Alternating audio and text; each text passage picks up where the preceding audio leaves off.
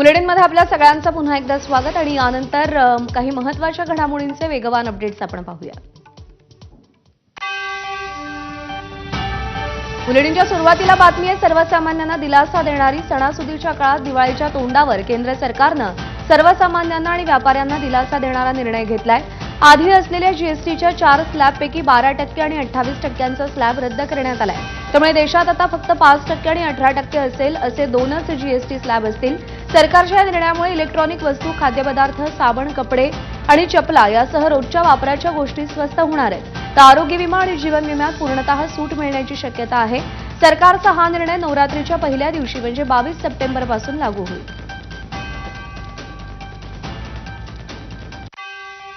5 से 0 में जाने वाले आइटम्स इंडिकेट कर रहा हूं। Ultra high temperature milk, the UHT milk, छेना और paneer, all the Indian breads will see nil rate.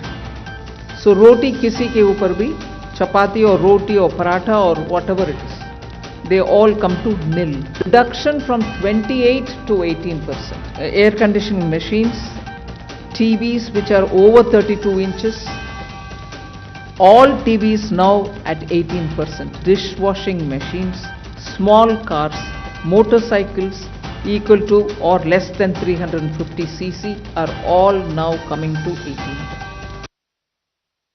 तर जीएसटी स्लॅबमध्ये कसे बदल करण्यात येणार आहेत आणि केंद्राच्या निर्णयामुळे काय काय स्वस्त होणार आहे आपण पाहूया।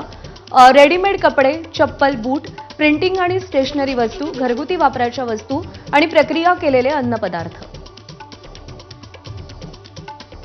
हे सगळं स्वस्त होणार आहे। तर 28 मधून 18% स्लॅबमध्ये कोणत्या वस्तू येत आहेत?